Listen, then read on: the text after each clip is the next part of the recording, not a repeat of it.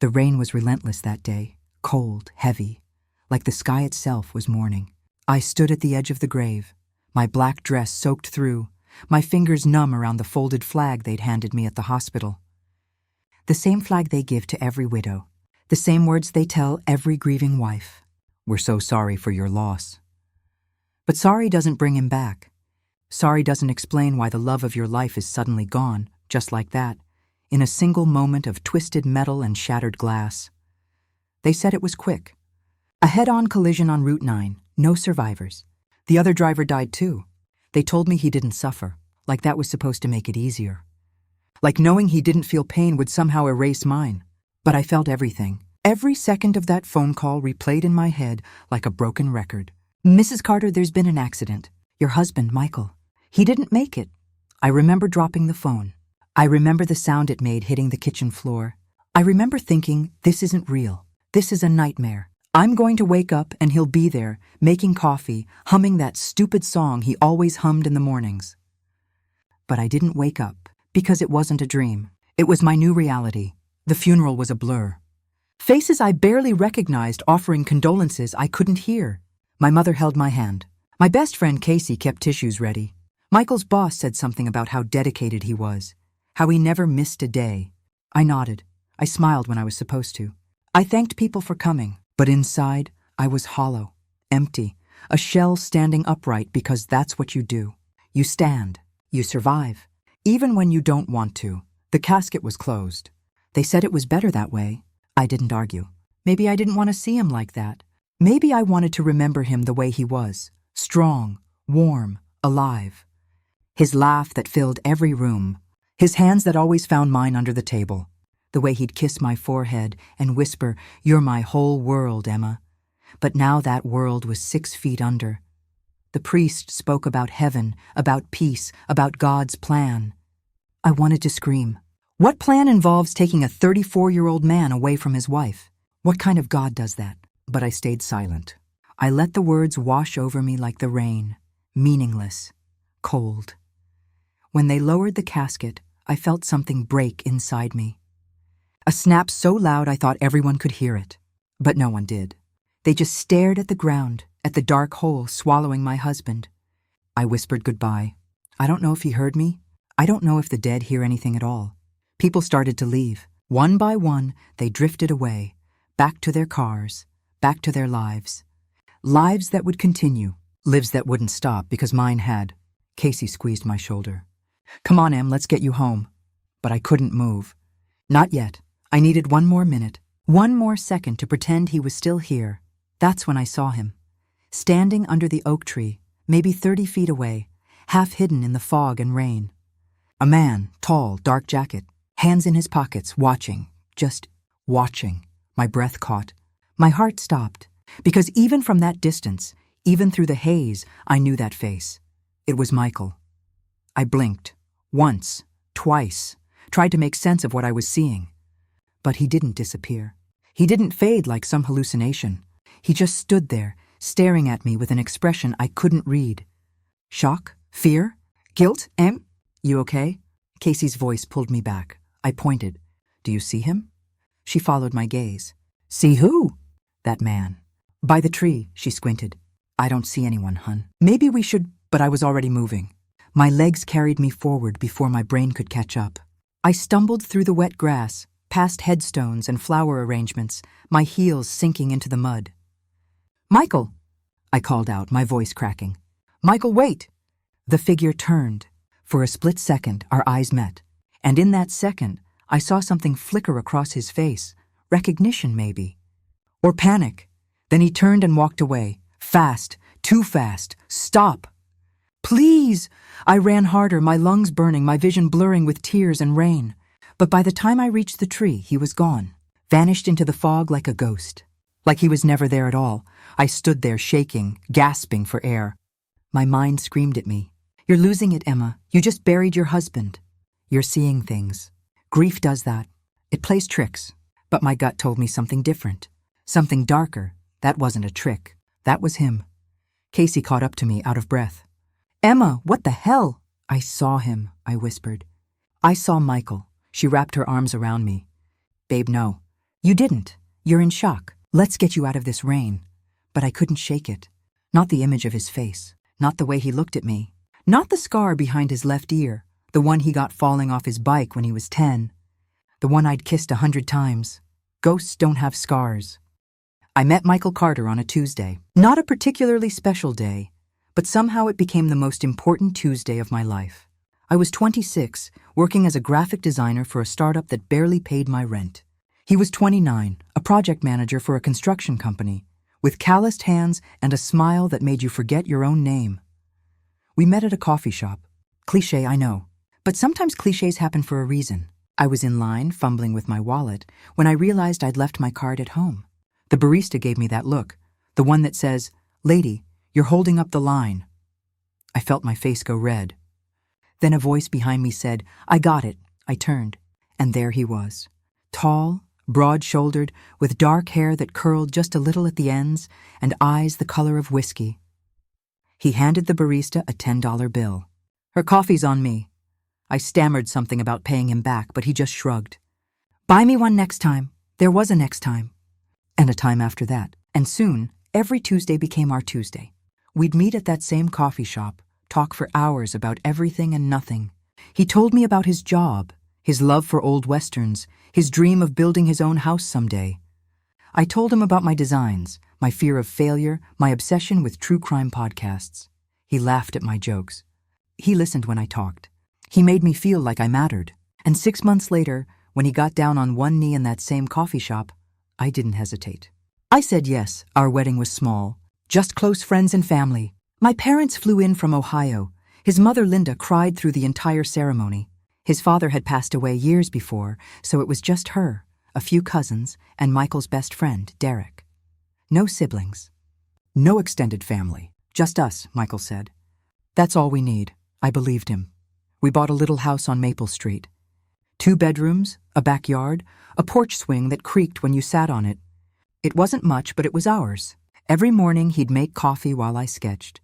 Every night we'd sit on that swing and talk about our day. He'd tell me about the projects he was managing. New office buildings, residential developments. Things I didn't fully understand but loved hearing about because his passion was contagious. But looking back now, I realized there were gaps. Holes in his stories. Nights he came home late, smelling like cologne I didn't recognize. Calls he'd take in the other room, speaking in hushed tones. Once I asked him about it. "Just work stuff, babe," he said, kissing my forehead. Nothing to worry about, and I didn't worry. Because I trusted him. Because love makes you blind to the things you don't want to see. There were other things, too. Small things, like how he never wanted to take pictures. "I hate cameras," he'd say, dodging my phone every time I tried to snap a photo. Or how he avoided social media entirely. "That stuff's toxic," he'd insist. I thought it was just his personality. Private, low-key. But now I wonder, what was he hiding? Once I found a second phone in his gym bag. When I confronted him, he laughed it off. "Work phone. My boss makes me carry it. I didn't push. I should have. But I didn't, because I loved him. Because I thought love meant letting things go." Our 3rd anniversary, he surprised me with a trip to the coast. We spent the weekend in a little cabin by the ocean, walking on the beach, drinking wine, making love under the stars. He held me close that last night and whispered, "I'd do anything to keep you safe, Emma. Anything." At the time, I thought it was romantic. Now I wonder what he meant. Safe from what? The weeks leading up to the accident were strange. He was distracted, jumpy. He'd check his phone constantly, his jaw tight, his eyes distant. I asked if something was wrong. He smiled, but it didn't reach his eyes. "Just a big project at work. I'll tell you about it when it's done." But he never got the chance, because 3 days later, I got the call. The one that shattered everything. The one that told me my husband was dead. Except now, standing in my living room, staring at the rain streaking down the window, I couldn't stop thinking about the man at the funeral. The man who looked exactly like Michael. The man who ran when I called his name. Casey stayed with me that night. She made tea I didn't drink and ordered food I didn't eat. She tried to distract me with TV, but I couldn't focus. All I could see was his face, that scar, those eyes. "You think I'm crazy?" I said finally. She sighed. "I think you're grieving, and grief. It messes with your head, Em. Makes you see things that aren't there. But what if it was him? It wasn't. You buried him today. You saw the casket. You heard the priest. The casket was closed. She went quiet. It was closed, Casey. I never saw his body. What if— Stop! Her voice was firm. Don't do this to yourself. Don't go down that road. It'll destroy you. But I was already on that road, and I couldn't turn back. The next morning, I called the funeral home. A woman with a syrupy voice answered, "Parkside Memorial, how can I help you? I need to know about my husband's body. Michael Carter, he was in an accident. I need to confirm— Ma'am, I understand this is difficult, but the identification was confirmed by the medical examiner. The body was positively identified as Michael David Carter. Who identified him?" A pause. "According to our records, his mother, Linda Carter." I hung up. My hands were shaking. Linda, she identified him. But Linda had been so distraught at the funeral, she could barely stand. Could she really have looked at a mangled body and confirmed it was her son? I needed answers, real answers, so I did something I never thought I'd do. I went to his mother's house. Linda lived 40 minutes outside the city in a quiet neighborhood where everyone knew everyone. I knocked on her door, my heart pounding. She opened it, her face pale and drawn, her eyes red-rimmed. "Emma," she breathed. "What are you— I need to talk to you." She hesitated, then stepped aside. The house smelled like lavender and old books. Photos of Michael lined the walls. Michael as a baby, as a teenager, as a man. But something was off. In every single photo, he was alone. No friends, no family. Just him. "Linda," I said carefully. "Did Michael have a twin?" The color drained from her face. "What?" "A twin brother. Did he have one?" She sat down heavily on the couch. "Why would you ask that?" "Because I saw someone at the funeral. Someone who looked exactly like him." Her hands trembled. "You're imagining things, dear. Grief can— I'm not imagining anything." My voice rose. "I saw him, and if Michael had a twin, I deserve to know." Silence. Long, heavy, suffocating. Then, finally, she whispered, "Yes." My world tilted. He had a twin. Daniel. They were identical. "But they haven't spoken in over 10 years. I didn't think he'd come to the funeral. Why didn't you tell me?" Tears streamed down her face. "Because Michael didn't want you to know. He said it was complicated, that Daniel was dangerous, that he'd ruined everything once and he couldn't let him do it again." "Dangerous how?" She shook her head. "I don't know. Michael never told me. He just said to stay away from Daniel. And I did. We all did. I felt sick. Where is he now?" "I don't know. He disappeared years ago. No one's heard from him. Until now." She looked at me, her eyes full of fear. "Emma, please. Let this go. You buried your husband. Mourn him. Move on. Don't go looking for ghosts." But I wasn't looking for ghosts. I was looking for the truth. I couldn't let it go. How could I? My husband had a twin brother I'd never heard of. A brother his own mother described as dangerous. A brother who showed up at his funeral and then vanished like smoke. None of it made sense. And the worst part? I couldn't shake the feeling that Michael, my Michael, had been lying to me the entire time we were together. That night, I barely slept. Every time I closed my eyes, I saw that man under the tree. His face, his posture, the way he stood with his hands in his pockets, just like Michael always did. By 3 a.m., I gave up trying. I made coffee, opened my laptop, and started searching. Daniel Carter. At first, nothing came up. Just random people with the same name. A dentist in Colorado, a high school teacher in Florida, a guy who sold used cars in Nevada. None of them were him. Then I tried searching with Michael's name. Michael Carter and Daniel Carter twins. Still nothing. It was like Daniel didn't exist, or like someone had scrubbed him from the internet entirely. But people don't just disappear. Not completely. I dug deeper. Old social media accounts, public records, anything I could find. And then, buried in a decade-old news article from a local paper, I found it. Twin brothers involved in fraud investigation. My stomach dropped. The article was short, vague. It mentioned 2 brothers, Michael and Daniel Carter, who were being questioned in connection with a real estate scam, properties sold under false pretenses, investors who lost hundreds of thousands of dollars. But no charges were ever filed. The case went cold, and both brothers disappeared from the public eye. I read it 3 times, my hands shaking. Michael had been involved in fraud? The man I married?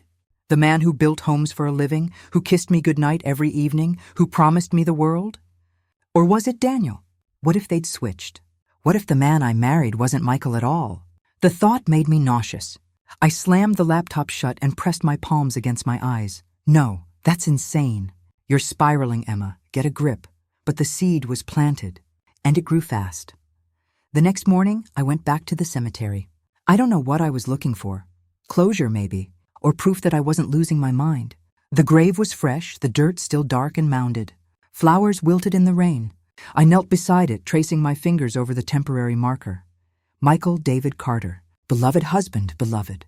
The word felt hollow now. I know you're out there. I spun around. And there he was, standing 10 feet away, hands in his pockets, eyes locked on mine. The man from the funeral. The man who looked exactly like my dead husband. Who the hell are you? I demanded, my voice shaking. He stepped closer, his expression unreadable. I'm Daniel. Prove it. He reached into his jacket and pulled out a wallet.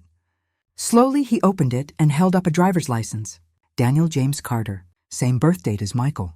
Same height. Same weight. Different address. I stared at the photo. It was him.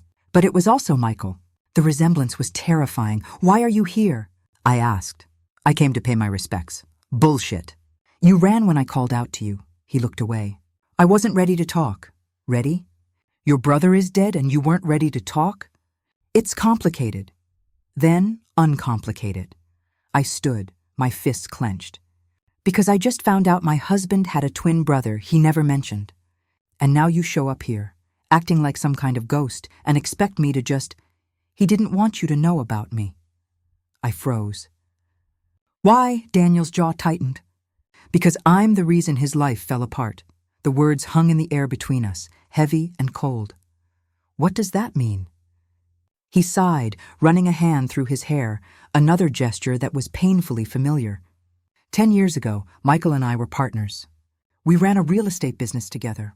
It was doing well, really well, until I got greedy. The fraud case. His eyes widened. You know about that? I know there was an investigation. I know you both disappeared afterward.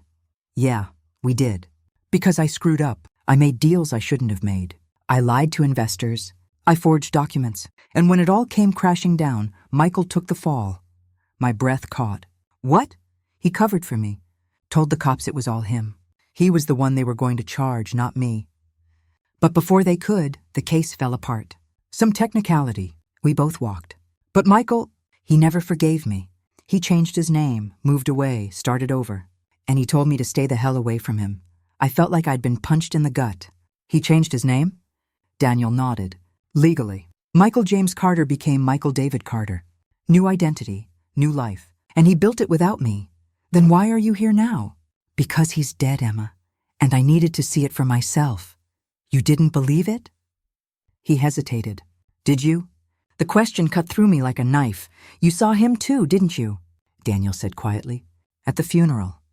That's why you chased me. Because for a second, you thought, stop. You thought maybe it wasn't him in that casket. I said stop. But he didn't. He stepped closer, his voice low and urgent. What if I told you Michael's done this before? My heart stopped. Done what? Faked his death. I stumbled back. That's insane, is it? Think about it, Emma. The closed casket. The quick funeral. The fact that you never actually saw his body. His mother identified him. Did she? Or did someone tell her it was him, and she just believed it? I wanted to scream. I wanted to run. I wanted to wake up from this nightmare. But I couldn't. Because deep down, a part of me, a part I hated, wondered if he was right. Why would he fake his death? I whispered, I don't know. But if he did, we need to find out why. We? Daniel met my eyes. You want answers, don't you? So do I. And if Michael's out there somewhere playing dead, we're the only ones who can prove it. I should have said no. I should have walked away. But I didn't. Because Daniel was right. I needed answers. And I was willing to do whatever it took to get them, even if it meant digging up the truth from a grave that might be empty. Daniel and I met at a diner 2 days later.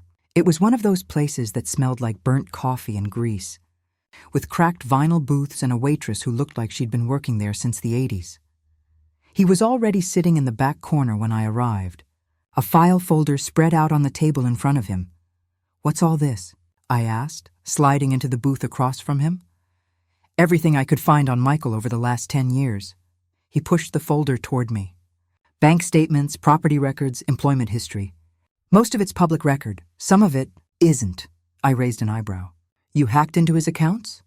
"I prefer the term digitally investigated. That's illegal. So is faking your death." He leaned back, crossing his arms. "You want to play by the rules or you want the truth?" I opened the folder. Inside were dozens of pages, financial documents, emails, receipts, photographs. My hands trembled as I sifted through them. There were bank transfers I'd never seen before, large sums of money moving in and out of accounts I didn't recognize. Payments to people with names I'd never heard. "Who's Victor Salinas?" I asked, pointing to a name that appeared multiple times. Daniel's expression darkened. "Bad news. He's a loan shark, operates out of the city. If Michael owed him money, Michael didn't owe anyone money. We were fine. We had savings, a mortgage we could afford. That's what he told you." I looked up sharply. "What's that supposed to mean?" "It means your husband wasn't who you thought he was, Emma. None of us are," I wanted to argue. To defend Michael, to insist that the man I married was good and honest and real. But the evidence in front of me said otherwise. "Look at this." Daniel pulled out a photograph. It was grainy, taken from a distance, but clear enough. Michael, or someone who looked exactly like him, standing outside a warehouse, shaking hands with a man in an expensive suit. "This was taken 6 months ago." "That's Victor Salinas. How did you get this?" "I've been keeping tabs on Michael for years. Not because I wanted to, because I had to. After everything that happened, I needed to make sure he wasn't dragging me back into his mess." "So you've been spying on him?" "Call it what you want. But that photo proves he was involved with dangerous people. And if he owed them money, then they'd have a reason to kill him," I finished quietly. Daniel nodded. "Or a reason for him to disappear." I closed the folder, my mind racing. If Michael had faked his death to escape debt, or worse, then where was he now? And why hadn't he taken me with him? Unless he didn't trust me. Unless I was part of the cover. The thought made me sick. "There's more," Daniel said, pulling out another document. I pulled his death certificate. Official record says cause of death was blunt force trauma from the car accident. "But look at this." He pointed to a line near the bottom. "The body was cremated 3 days after the accident. No autopsy. No toxicology report, nothing. That's normal, isn't it? Not for a sudden death, especially not one involving a collision. Usually there's an investigation. They check for drugs, alcohol, any contributing factors. But in Michael's case, nothing. It's like someone wanted the body gone fast. Who would do that? Someone with money, someone with connections." He paused.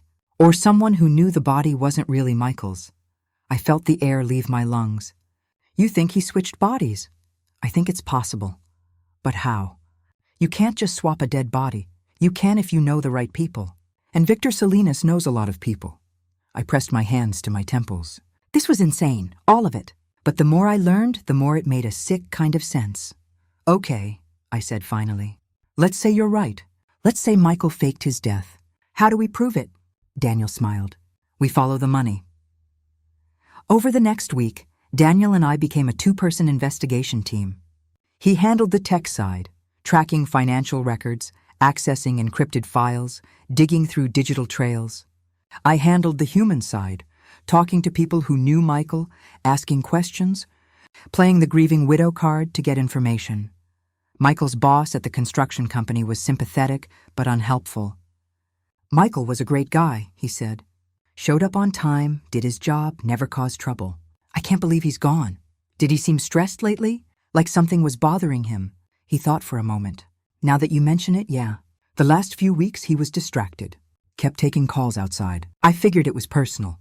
It was personal. Just not in the way he thought. Michael's best friend, Derek, was harder to crack. When I showed up at his apartment, he barely opened the door. "Emma, hey, I'm sorry. I can't really talk right now. Derek, please. I need to ask you something." He sighed, running a hand over his face. "What is it? Did Michael owe anyone money?" His expression shifted. "Just slightly, but enough. No, not that I know of. You're lying. Emma, tell me the truth. Derek, please, I need to know. He glanced over his shoulder, then stepped outside, closing the door behind him. His voice dropped to a whisper. He got in over his head. Gambling debts. He borrowed money from some guys he shouldn't have. I told him to stop. I told him it was dangerous. But he wouldn't listen. How much did he owe? Derek hesitated. 200,000, maybe more. My knees almost gave out. $200,000? He said he had a plan, that he was going to fix it. But then he trailed off. Then he died. And I thought it was over. What if it's not? I said. What if he's still alive? Derek's eyes widened. What the hell are you talking about? I told him everything. The twin. The financial records. The closed casket. The cremation. By the time I finished, he looked pale. Jesus Christ, he breathed. You think he faked it? I think it's possible. But why wouldn't he tell you? Why would he leave you behind? That was the question that haunted me every night. Why would he leave me? I don't know, I admitted. But I'm going to find out. Daniel and I finally caught a break when we traced one of Michael's bank transfers to a storage unit on the edge of town. It was registered under a fake name, but the payment method linked back to an account we'd been tracking. This is it, Daniel said as we pulled up to the facility. If he's hiding something, it's in there. The unit was small, tucked in the back corner. Daniel picked the lock, another skill I didn't ask about, and we stepped inside. It was filled with boxes. Dozens of them. We opened the first one. Cash, stacks and stacks of $100 bills. Holy shit, I whispered. The second box had documents. Fake IDs, passports, birth certificates. All with different names. All with Michael's face. The third box had a burner phone. Daniel powered it on. There was one contact saved. No name, just a number. He looked at me. Should I call it? I nodded. He hit dial. It rang once, twice. Then someone picked up. Hello? My heart stopped, because I knew that voice. It was Michael's. I couldn't breathe. The sound of his voice, Michael's voice, coming through that phone, hit me like a freight train. My legs went weak. My vision blurred. Daniel caught my arm, steadying me, but I barely felt it. All I could hear was that single word, hello? Daniel's jaw tightened. He didn't say anything. Neither did I.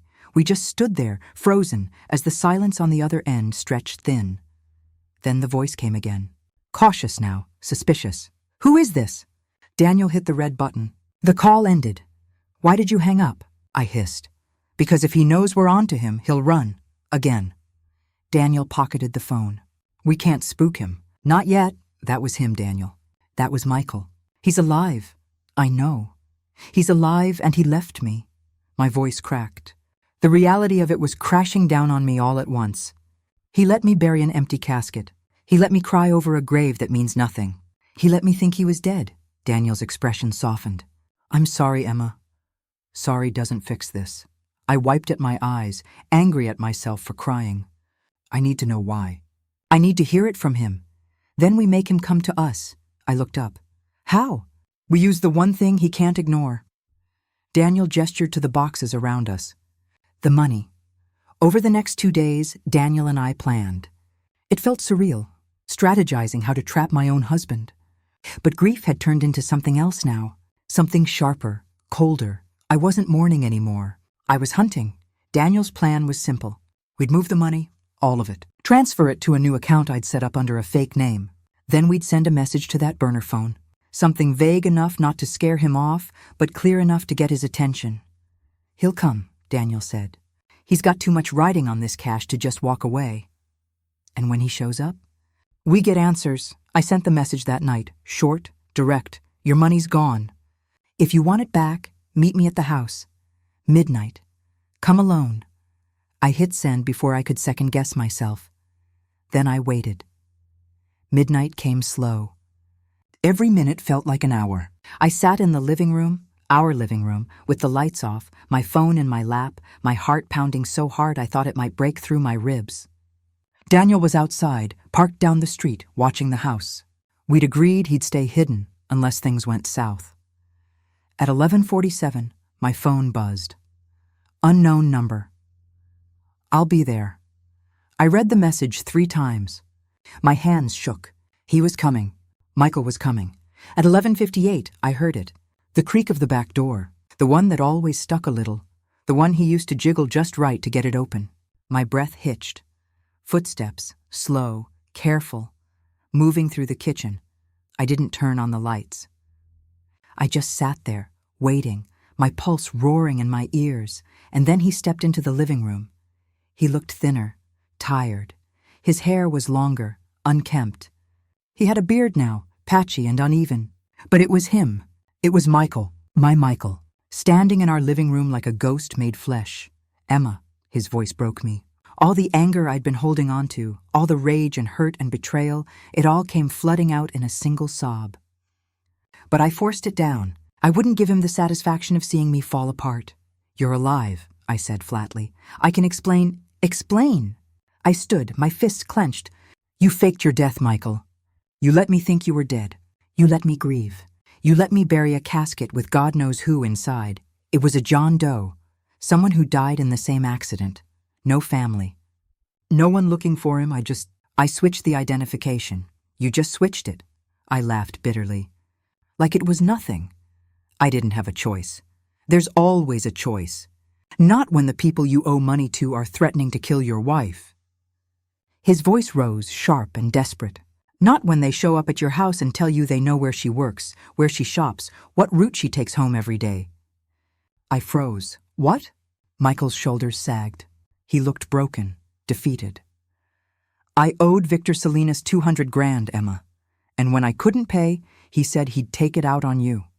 He said he'd make you suffer. He said," his voice cracked, "he said he'd make me watch. I felt sick. So you faked your death. It was the only way to protect you. If I was dead, the debt died with me. You'd be safe. And you didn't think to tell me? To let me in on this insane plan? I couldn't risk it. If you knew, you'd be an accomplice. And if Victor found out, he'd come after you anyway. So instead, you left me to mourn you. To think I'd lost you forever. I know." He took a step closer. "I know I hurt you. And I'm sorry. But I did it to keep you safe." "Safe?" I shook my head. "I've spent the last 2 weeks thinking I was losing my mind. I saw you at the funeral, Michael.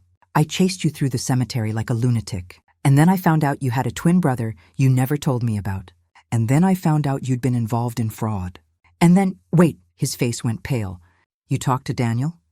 He's the reason I know you're alive. Emma, no. You don't understand.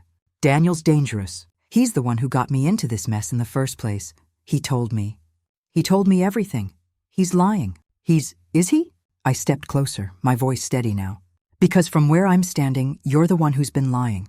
For years, Michael stared at me. And for the first time since he walked through that door, he had nothing to say. "Where is he?" he asked finally. "Where's Daniel?" "Close. Emma, you need to listen to me. Daniel's not who you think he is. He's the one who made the deal with Victor. He's the one who set me up. And if he's here to help me find the truth." "The truth?" Michael laughed bitterly. "The truth is he's using you, just like he used me." "Then prove it." The lights flicked on. Daniel stood in the doorway, a gun in his hand. "Hello, brother." Time stopped. The air in the room turned to ice. Michael's face went white as he stared at Daniel, his twin, his mirror, his shadow. And Daniel stared back with an expression I couldn't quite read. Calm, cold, like he'd been waiting for this moment his entire life. "Put the gun down." "Daniel," Michael said slowly, raising his hands. "Not yet." Daniel stepped further into the room, his eyes never leaving his brother. "We need to talk. We have nothing to talk about." "Oh, I think we do." Daniel's grip on the gun tightened. "Starting with the fact that you tried to bury me." "What the hell are you talking about?" "You think I didn't know?" Daniel's voice rose, sharp and bitter. "You think I didn't find out about your little deal with Victor? How you told him I was the one who stole from him. How you set me up to take the fall while you ran off with the cash. That's not what happened. Then what did happen, Michael?" Daniel took another step forward. "Because from where I'm standing, you faked your death, stole 200 grand, and left me to clean up your mess. Again." Michael's jaw clenched. "You're twisting it. You always do, am I?" Daniel laughed, but there was no humor in it. "Tell her, Michael. Tell Emma the truth. Tell her why you really faked your death." "I already told her." "You lied! Daniel's shout echoed through the room. You didn't fake your death to protect her. You did it to protect yourself, because Victor wasn't after you. He was after me, and you saw an opportunity to get out, so you took it. I looked at Michael, my stomach twisting. Is that true? Emma, don't listen to him. Is it true? My voice cracked. Michael's silence was louder than any confession. Oh my God. I stumbled back, my hand over my mouth. You used me. This whole time you used me as cover, as an alibi.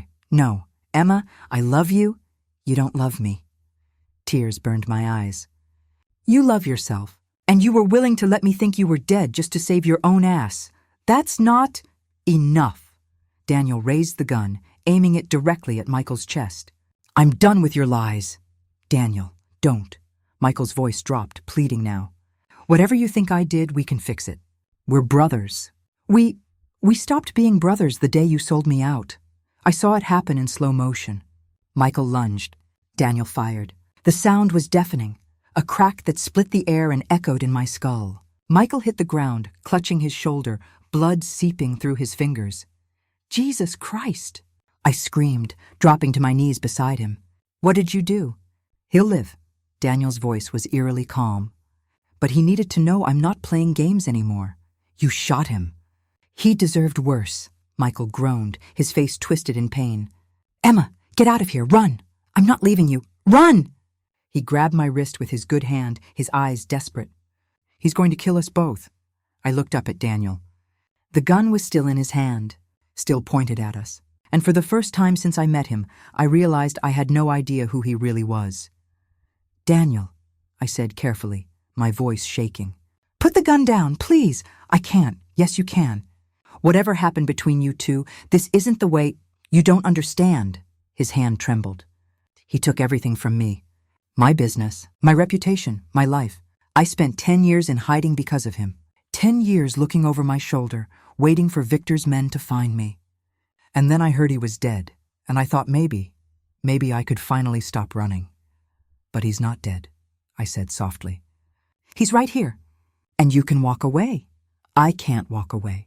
Not this time, Michael coughed, blood flecking his lips. Emma, my phone, in my pocket. Call 911. I reached for his pocket, but Daniel moved faster. Don't, I froze. He doesn't get to be saved. Not again. Daniel's voice was hollow now, empty. He's been saved his whole life. By our parents. By me, by you. And look what it got us. Daniel, please, I should have been the one who lived. The words ripped out of him, raw and broken. I should have been the one with the wife and the house and the normal life. But he took it. He always takes everything. Then take it back. My heart pounded. Take the money. Take the life. Just don't do this. He looked at me. Really looked at me. And for a moment, I thought I saw something human flicker in his eyes. Something that wasn't rage or revenge. Something that looked almost like regret. I'm sorry, he whispered. And then he turned the gun on himself. No, I screamed, but he didn't pull the trigger because Michael tackled him first. The two of them hit the ground hard, grappling for the gun. I scrambled back, my hands shaking, my mind screaming at me to do something. Anything. But I was frozen. Paralyzed. The gun went off again, once, twice. Then silence. I couldn't breathe. Couldn't move. Couldn't think. One of them lay still. The other was on his knees. Blood on his hands, his chest heaving, and then he looked at me. It was Michael Daniel. Was dead. The sirens came 20 minutes later. Police. Ambulances. Lights. Flashing red and blue against the walls of our little house on Maple Street. Michael was taken away in cuffs, blood-soaked and barely conscious. They said he'd live. They said there'd be an investigation. They said a lot of things I didn't hear, because all I could see was Daniel's body on my living room floor. All I could feel was the weight of the truth. Michael had lied. Daniel had lied. And I'd been caught in the middle of a war I never knew existed. Later, in the hospital, Michael tried to explain. Tried to apologize. Tried to make me understand, but I didn't want to understand anymore. I just wanted it to be over. I love you, Emma, he said, his voice weak. I looked at him. At the man I married. The man who faked his death. The man who let his brother die. No, you don't, I said quietly, and I walked out. It's been 6 months since that night. 6 months since I watched two men who shared the same face destroy each other. 6 months since I walked out of that hospital and never looked back. Michael's in prison now. They charged him with fraud, faking his death, and manslaughter. His lawyer argued self-defense, and maybe it was. But the jury didn't see it that way. He got 15 years. He writes me letters sometimes, long ones, full of apologies and explanations and promises that things will be different when he gets out. I don't read them anymore. I just add them to the box in my closet. The box I'll throw away someday. When I'm ready, I sold the house on Maple Street. I couldn't stay there. Every corner held a memory, and every memory felt like a lie. The porch swing, the kitchen where he made coffee, the living room where his brother died. I packed up everything, hired movers, and left without looking back. I moved to a small apartment across town. 1 bedroom, big windows, no ghosts. It's quiet here, peaceful. I can breathe again. Casey visits sometimes. She brings wine and takeout and lets me talk when I need to and sit in silence when I don't. She never says, "I told you so," even though she probably wants to. She just listens. And that's enough. I started writing. Not about Michael. Not about Daniel, just stories. Fiction, made-up lives with made-up problems. It's therapeutic. My therapist says it's a healthy way to process trauma. I think it's just easier to create new worlds than to live in the wreckage of the old one.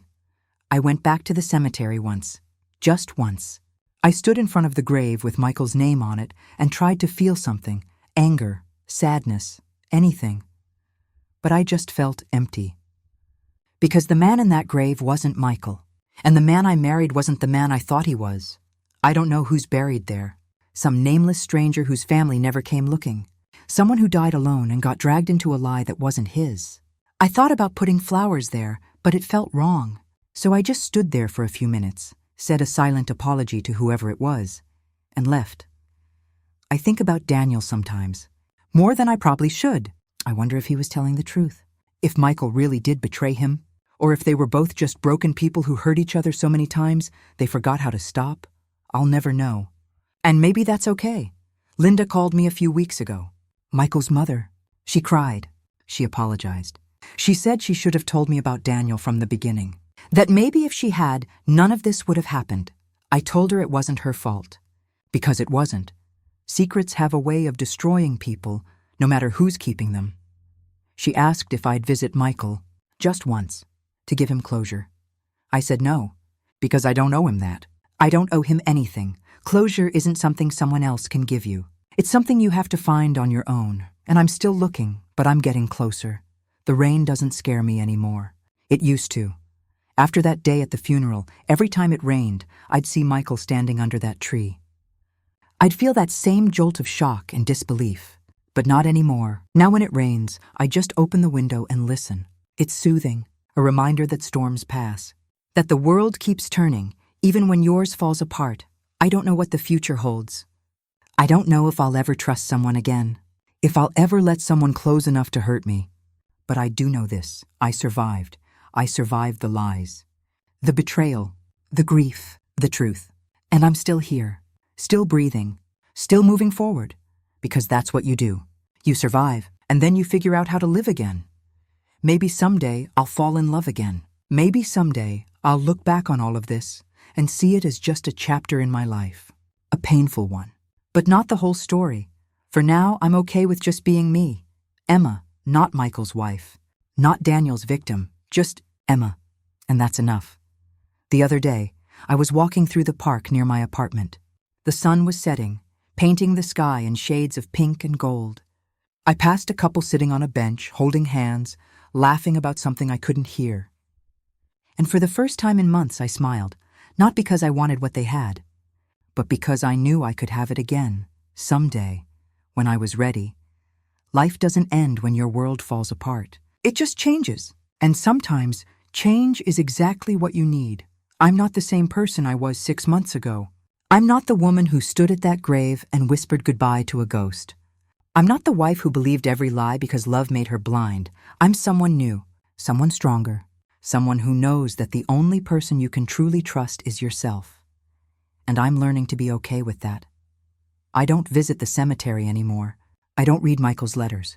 I don't replay that night in my head, wondering what I could have done differently. I just wake up every morning, make my coffee, sit by the window, and write. And when people ask me what happened, because they always ask, I just say, it's complicated, because it is. And because some stories don't have neat endings. Some stories are messy and painful and full of unanswered questions, but they're yours. And you get to decide what to do with them. I've decided to let mine go. To release the weight of it. The anger, the hurt, the what-ifs, and the could-have-beens. Because holding on to pain doesn't make you stronger. It just makes you tired, and I'm done being tired. I'm done living in the past. I'm done mourning a man who never really existed. I'm ready to move forward, to build a new life. One that's mine, one that's real, and maybe that's the lesson in all of this. That sometimes the people we love aren't who we think they are. That sometimes the life we've built is just an illusion. And that sometimes the only way to survive is to let it all burn down and start over. It's scary and lonely and hard, but it's also freeing. Because when you lose everything, you realize you never needed it in the first place. What you need is you. Your strength, your resilience, your ability to get back up when life knocks you down, and I'm still standing. So yeah, my husband had a twin. I thought I buried him, but I buried a lie instead. And now, I'm finally learning to live with the truth. Did you like my story? Which city are you listening from? I'd love to hear from you.